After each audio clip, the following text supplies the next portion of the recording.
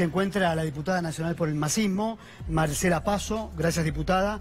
También se encuentra Federico Cagnani, es economista, y María Ruiz Maltel, que es economista. Mara, gracias Mara por venir. Bueno, mañana vamos a conocer la inflación de marzo. Sí, lamentablemente nosotros consideramos que el bolsillo no da para más, que la situación es desesperante. Por estas horas estamos volviendo a impulsar un proyecto que ya en el 2017 Sergio Massa presentaba, que se llamaba Ley de Góndolas, porque advertimos que además de tener que estar soportando esta terrible situación con la inflación, con los tarifazos, en donde el bolsillo de los argentinos no aguanta más, encima tener que seguir tolerando que grandes cadenas formadoras de precios decidan cuál es el valor de los productos alimenticios en el país, es algo que no tenemos que seguir permitiendo, y por eso es que estamos trabajando desde nuestro espacio por estas horas en este sentido, ¿no? ¿Cómo caen las declaraciones de algunos funcionarios del mismo Mauricio Macri y también de Patricia Bullrich en relación a la inflación? ¿Qué piensan ustedes?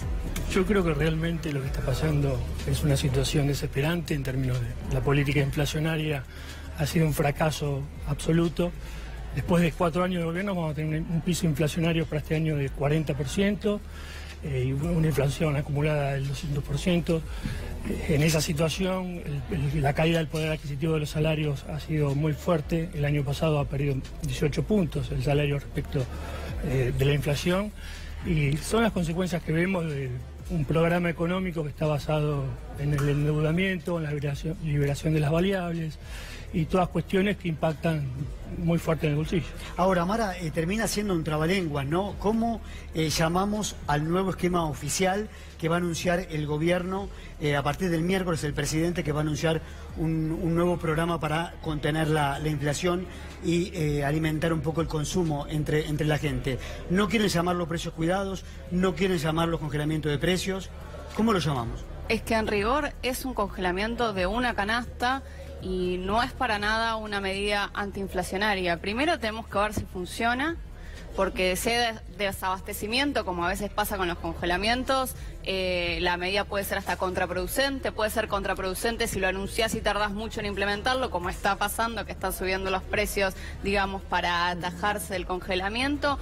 Y segundo, que si no hay una economía que más o menos sea estable y que vaya en un sendero que todos podamos predecir sin algún error, no hay acuerdo que funcione. Si vos no sabés si el dólar mañana se va a ir a 60, y si te pasó eso, el congelamiento se va al tacho. ¿Cuál es la opinión por parte de quienes integran el masismo? Que no se tuvieron en cuenta algunas variables, sí se esperaba esta inflación y en el discurso oficial hay otras cuestiones que no lo pudieron controlar.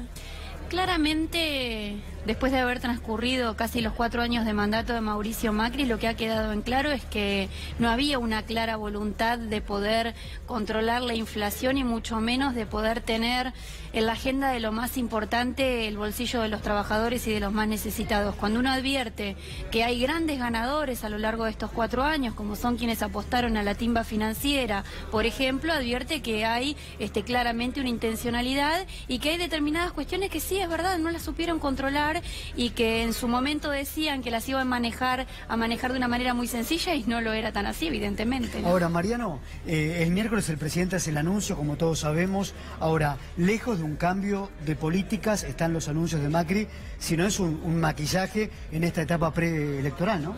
Sí, yo hablaba el fin de semana con Augusto Costa, uno de los artífices del programa de precios cuidados. Y de hecho sonaba bastante cauto, porque él decía, bueno, no quiero adelantar un juicio porque todavía no están las medidas, pero incluso sin adelantar el juicio y sin que estén las medidas, él ya podía anticipar desde su perspectiva, y por supuesto siendo un dirigente que participó en el gobierno anterior, con lo cual le caben las generales de la ley, ¿no? Pero él decía, incluso en ese escenario y haciendo esa salvedad, que él podía anticipar ya un fracaso de esto, porque una medida de control o congelamiento de una canasta de 40, 60 productos, más que impulsar hacia la baja la inflación, lo que probablemente termine generando, decía, insisto, Augusto Costa, es un posible desabastecimiento de esos productos, porque claro, evidentemente lo vemos todos los días quienes vamos al supermercado, que aquellas marcas, por ejemplo, de leche que están a un precio sustantivamente más bajo que el resto de la góndola, desaparecen casi inmediatamente. Con lo cual, es difícil pensar una medida sostenida en el tiempo. Obviamente tiene un tinte electoralista, pero yo lo que quería preguntarles a los economistas en particular es esto. ¿Hay mala praxis del gobierno o hay una intencionalidad de llegar a este escenario económico? La verdad es muy buena la pregunta. Yo creo que en ambos casos es negligencia del gobierno, porque si uno dice, bueno, los funcionarios hicieron un programa económico, después de 4 años ha fracasado rotundamente, eso habla muy mal de quienes están llevando a cabo la política económica.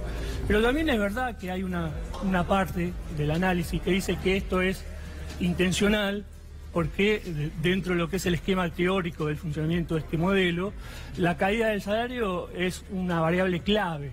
Y para hacer caer el salario real, vos necesitas una devaluación fuerte, un aumento de los precios fuertes y un aumento de los salarios por debajo de la inflación, que es lo que se dio.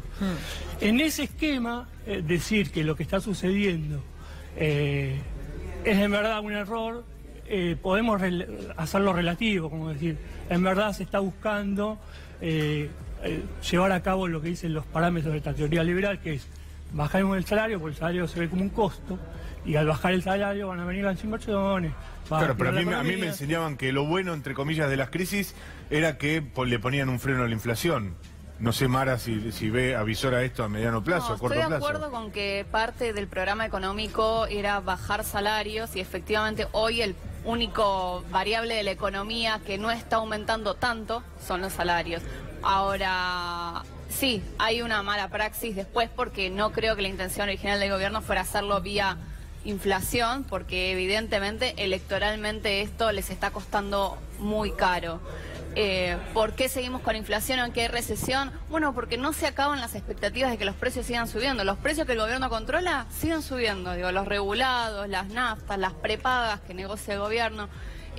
Después no hay un techo para el dólar, no sabemos en cuánto va a estar. Hoy está bajando, pero hay mucha incertidumbre por las elecciones. Ahora, ¿qué tarde se ocupa el gobierno de esto, no?